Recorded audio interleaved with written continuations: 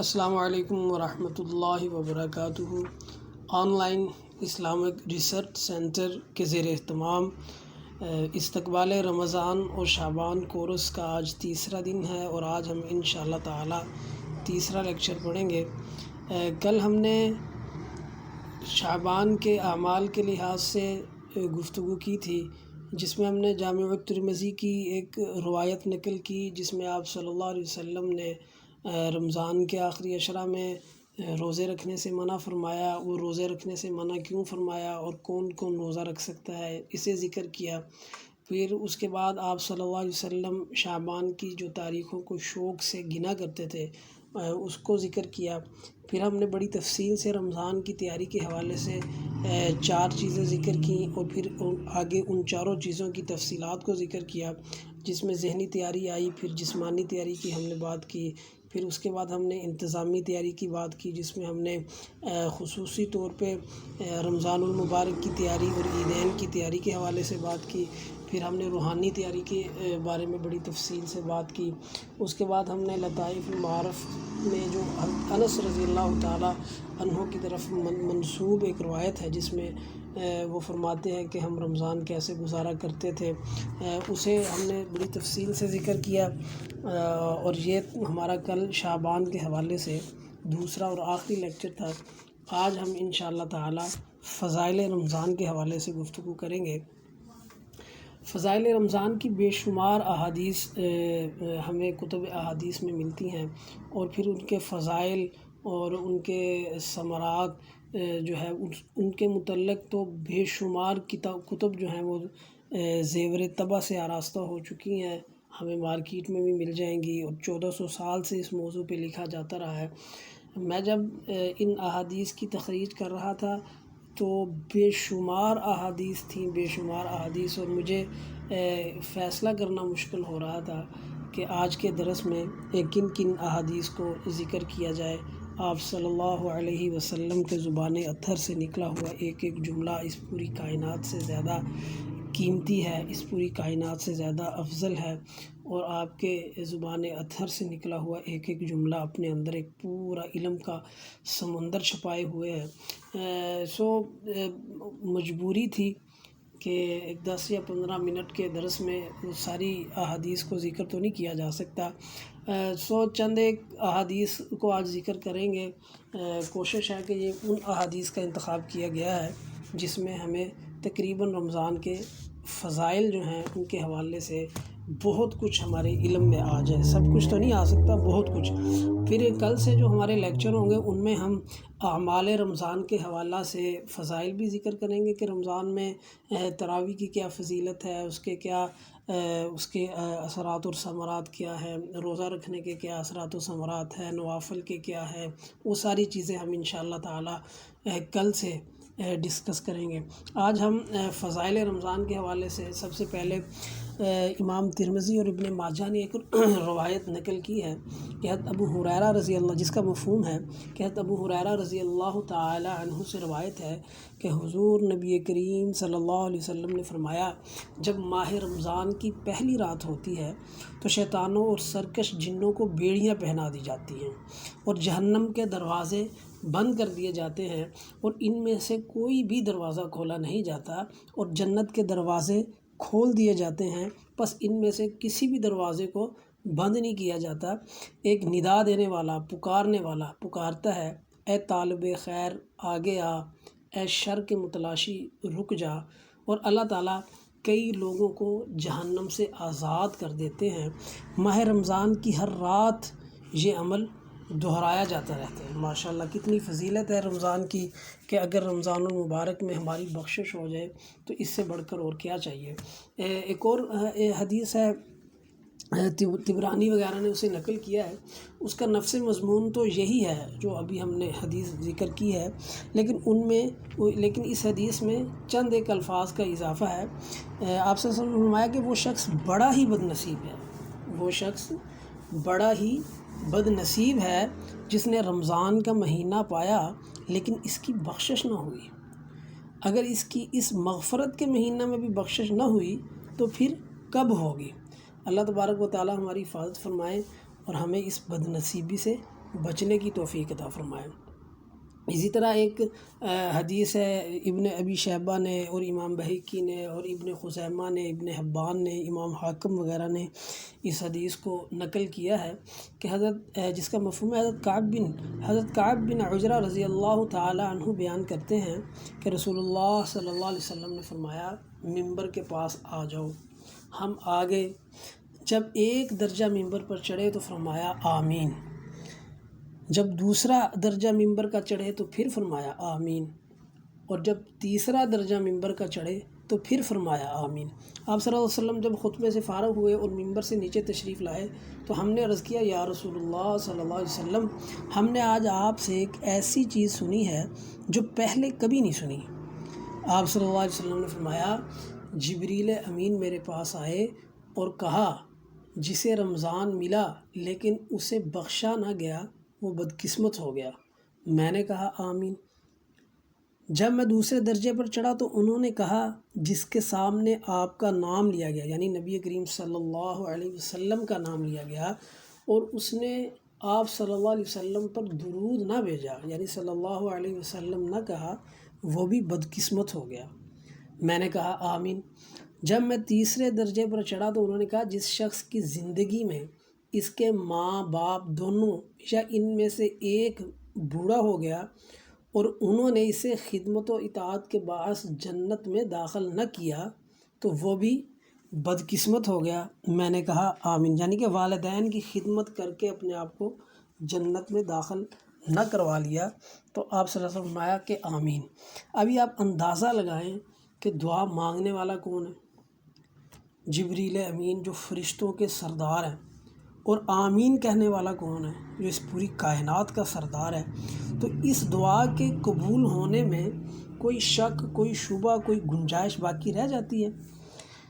کوئی شک نہیں، کوئی شبہ نہیں ہے، کوئی گنجائش نہیں ہے کہ اگر ہم رمضان المبارک کو پائیں اور اپنی بخشش نہ کروائیں تو ہم سے بڑا بدقسمت کون ہو سکتا ہے؟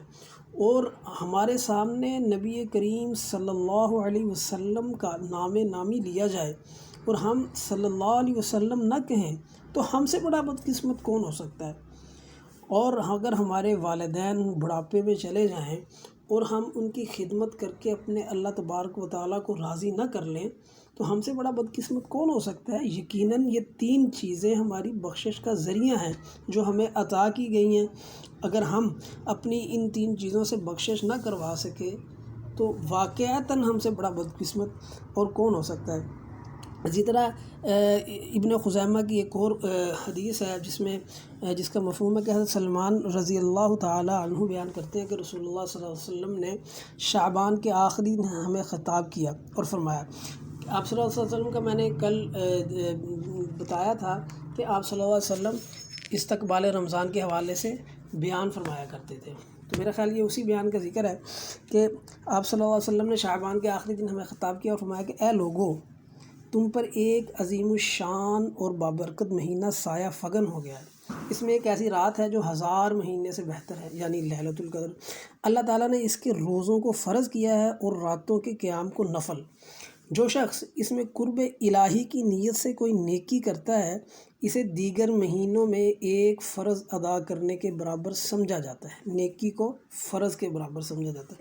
اور جو شخص اس میں ایک فرض ادا کرتا ہے گویا اس نے باقی مہینوں میں 70 فرائض ادا کیے، یعنی کہ باقی مہینوں میں 70 فرائض ادا کرنے کا اسے اجر اور ثواب دیا جاتا ہے۔ یہ مہینہ صبر کا مہینہ ہے اور صبر کا ثواب جنت ہی ہے۔ یہ غمخواری کا مہینہ ہے، اس مہینہ میں مومن کا رزق بڑھا دیا جاتا ہے ماشاءاللہ۔ جو شخص کسی روزہ دار کی افطاری کراتا ہے اس کے گناہ معاف ہو جاتے ہیں اور اسے دوزخ سے آزاد کر دیا جاتا ہے، نیز اسے اس روزہ دار کے برابر ثواب ملتا ہے، اس سے اس کے ثواب میں کوئی کمی واقع نہیں ہوتی۔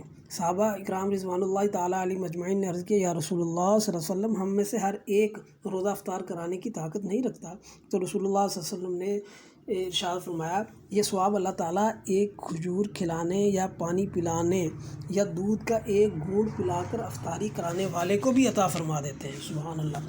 اس مہینے کا ابتدائی حصہ رحمت ہے، درمیانی حصہ مغفرت ہے اور آخری حصہ دوزخ سے آزادی ہے۔ جو شخص اس مہینے میں اپنے ملازم پر تخفیف کرتا ہے، یعنی اپنے ماتحتوں پر آسانی کرتا ہے، ان پہ کام کا برڈن نہیں ڈالتا، ان کو عبادات کے لیے اور روزہ رکھنے کے لیے ان کے لیے آسانی کرتا ہے، تو اللہ تعالیٰ اسے بخش دیتا ہے اور اسے دوزخ سے آزاد کر دیتا ہے۔ اس میں 4 کام زیادہ سے زیادہ کرنے کی کوشش کرو۔ 2 کاموں کے ذریعے تم اپنے رب کو راضی کرو گے اور 2 کاموں کے بغیر تمہارے لیے کوئی چارہ کار نہیں۔ جن 2 کاموں کے ذریعے تم اپنے رب کو راضی کرو گے، ان میں سے ایک لا الہ الا اللہ کی گواہی دینا ہے اور دوسرا اس سے یعنی اللہ تعالیٰ سے بخشش طلب کرنا ہے۔ جن 2 کاموں کے بغیر تمہارے لیے کوئی چارہ نہیں، ان میں سے ایک یہ ہے کہ تم اللہ تعالیٰ سے جنت کا سوال کرو اور دوسرا یہ ہے کہ تم اللہ تعالیٰ سے دوزخ سے پناہ مانگو۔ جو شخص روزہ دار کو پانی پلائے، اللہ تعالیٰ اسے میرے حوض کوثر سے پانی پلائے گا۔ سبحان اللہ، اسے جنت میں داخل ہونے تک پیاس نہیں لگے گی۔ سبحان اللہ، اللہ تعالیٰ ہمیں اس حدیث پر منوعاً عمل کرنے کی توفیق عطا فرمائے۔ اس طرح امام بہقی کی ایک روایت ہے جس کا مفہوم ہے کہ حضرت جابر بن عبداللہ رضی اللہ تعالیٰ عنہ بیان فرماتے ہیں کہ رسول اللہ صلی اللہ علیہ وسلم نے فرمایا، میری امت کو ماہ رمضان میں 5 تحفے ملے ہیں جو اس سے پہلے کسی نبی کو نہیں ملے۔ پہلا یہ ہے کہ جب رمضان کی پہلی رات ہوتی ہے تو اللہ تعالیٰ ان کی طرف نظر التفات فرماتا ہے اور جس پر اس کی نظر رحمت پڑ جائے اسے کبھی عذاب نہیں دے گا۔ سبحان اللہ۔ دوسرا یہ کہ شام کے وقت ان کے منہ کی بو اللہ تعالیٰ کو کستوری کی خوشبو سے بھی زیادہ اچھی لگتی ہے، یعنی کہ جب ہم روزہ افطار کرنے کا وقت قریب ہوتا ہے تو ہمارے منہ سے خالی معدے کی ایک بو، ایک سمیل سی آ رہی ہوتی ہے، تو وہ سمیل جو ہے وہ اللہ تعالیٰ کو کستوری کی خوشبو سے بھی زیادہ پسندیدہ ہے۔ تیسرا یہ ہے کہ فرشتے ہر دن اور ہر رات ان کے لیے بخشش کی دعا کرتے ہیں۔ چوتھا یہ کہ اللہ تعالیٰ اپنی جنت کو حکم فرماتے ہیں کہ میرے بندوں کے لیے تیاری کر لے اور مزین ہو جا، تاکہ وہ دنیا کی تھکاوٹ سے میرے گھر اور میرے دار رحمت میں پہنچ کر آرام حاصل کر سکیں۔ پانچواں یہ ہے کہ جب رمضان کی آخری رات ہوتی ہے ان سب کو بخش دیا جاتا ہے۔ ایک صحابی نے عرض کیا کہ کیا یہ شب قدر ہے؟ آپ صلی اللہ علیہ وسلم نے فرمایا، نہیں، کیا تم جانتے نہیں ہو کہ جب مزدور اپنے کام سے فارغ ہو جاتے ہیں تو انہیں پوری مزدوری دی جاتی ہے، یعنی کہ وہ چاند رات، جس چاند رات کے بارے میں ہم نے کل بڑی تفصیل سے ذکر کیا کہ چاند رات کو ہم جو ہے وہ اپنی خریداری میں، عید کی خریداری میں ضائع کر دیتے ہیں، تو وہ رات بہت اہمیت کی حامل رات ہے اور اس رات کو عبادت کرنا بہت زیادہ فائدہ مند ہے، بہت زیادہ اللہ تبارک و تعالیٰ راضی ہوتے ہیں، اپنے رضا کے پروانے جاری کر رہے ہوتے ہیں۔ جب اللہ تعالیٰ اپنی بخشش کے، اپنی مغفرت کے پروانے جاری کر رہے ہوتے ہیں، اس وقت ہم بازاروں میں پھر کر خریداریاں کر رہے ہوتے ہیں۔ آج جتنی بھی ہم نے یہ جو 3-4 احادیث ذکر کی ہیں، اس سے ہمیں فضائل رمضان تقریباً مستحضر ہو گئے ہوں گے کہ اللہ تبارک و تعالیٰ رمضان کے حوالے سے ہم پہ کتنے مہربان ہو جائیں گے، کتنے ہم پہ کرم فرمائیں گے رمضان میں، اور ہماری بخشش کا قدم قدم پر جو ہے وہ بہانہ ہمیں مل جائے گا، اور اللہ تبارک و تعالیٰ رمضان المبارک میں ہمارے رزق میں بھی اضافہ کر دیں گے۔ تو میرے محترم سامعین، ہمیں کوشش کرنی چاہیے کہ رمضان المبارک کو بہت اچھے طریقے سے، بڑے اچھے انداز میں، بڑے اہتمام سے گزارنا چاہیے، اس کی تیاری کرنی چاہیے، اور اپنے اعزاء و اقارب کو بھی اس طرف راغب کرنا چاہیے، اپنے گھر کا ماحول بنانا چاہیے، جو چیزیں ہم نے کل بڑی تفصیل سے ڈسکس کی۔ اور انشاءاللہ تعالی ہم کل اعمال رمضان کو ذکر کرنا شروع کریں گے۔ 2-3 لیکچر ابھی آگے اعمال رمضان کے حوالے سے ہوں گے، جس میں ہم اعمال رمضان کی فضیلتیں بھی بیان کریں گے اور ان میں کیسے ادا کیا جا سکتا ہے، ہم رمضان میں کیا شیڈول بنا سکتے ہیں، یہ ساری چیزیں انشاءاللہ تعالی ہم کل ڈسکس کریں گے۔ وآخر دعوانا ان الحمد للہ رب العالمین۔